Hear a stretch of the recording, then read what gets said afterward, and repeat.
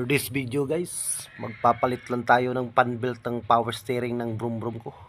Kasi napakaingay kapag lumiko ka.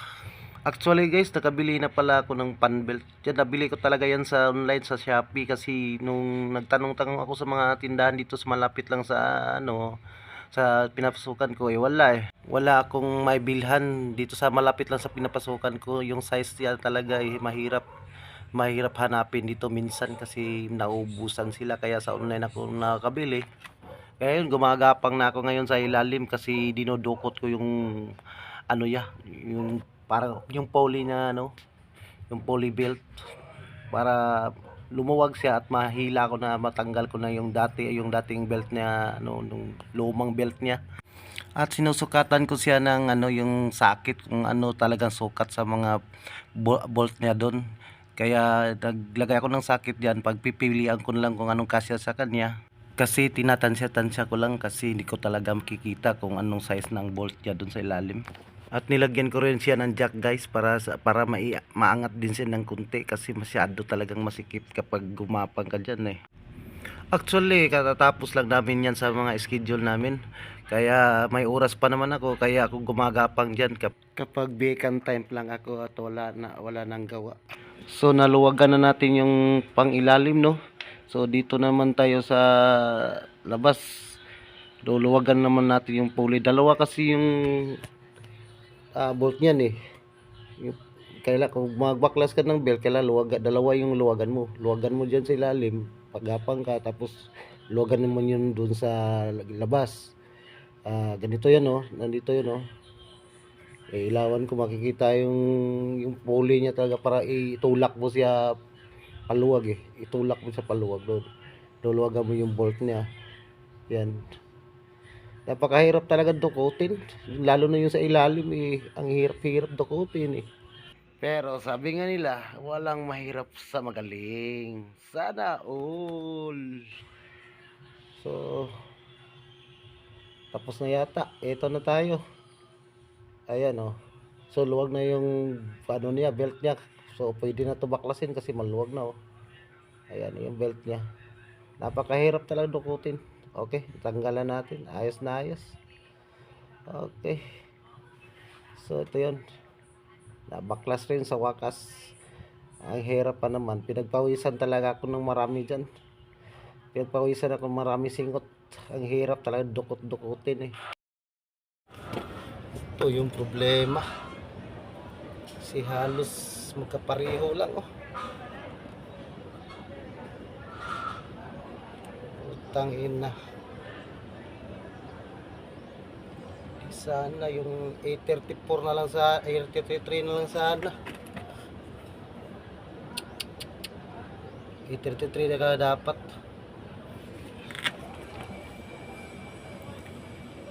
A34. So yung code naman niya dito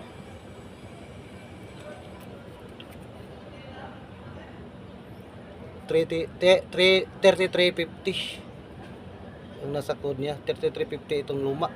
Nabaliktad ko lang yung number, yung belt nabaliktad. So babawasan mo lang yung ang tamang code kasi niya dito A34. Yung A34 dito ka kumuha sa gitna. Yung 35 sa gitna, bawasan mo yung 5 ng isa. Pag minus ka ng isa, 34 na daw yan. Huwag natin halos dapat A33 na dapat.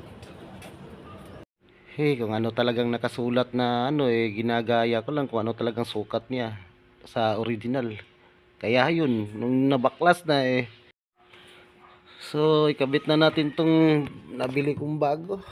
Siguro naman kakapit to kahit isang buwan na o dalawang buwan lang.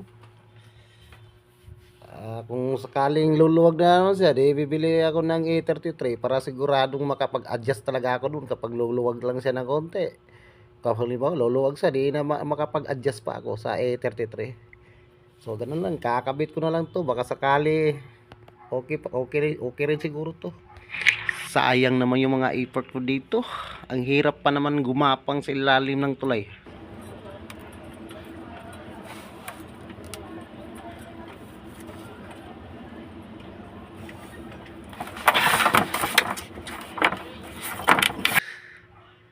ayun, tapos na tayo parang tapos na tayo, okay na siguro to.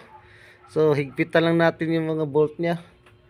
May bolt dun sa ano, yung pato, paangat para pahila para humigpit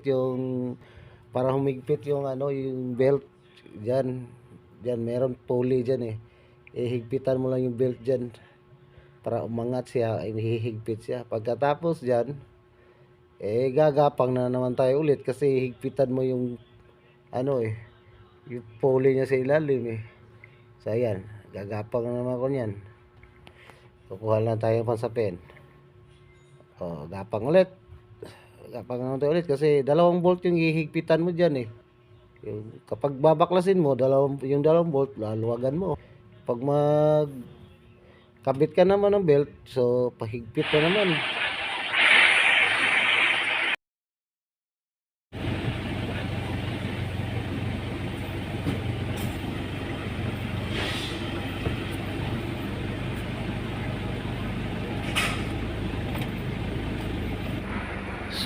So wala na siya wala na, nawala na yung ano niya, nawala na yung daga na naipit na daga sa ilalim, wala na.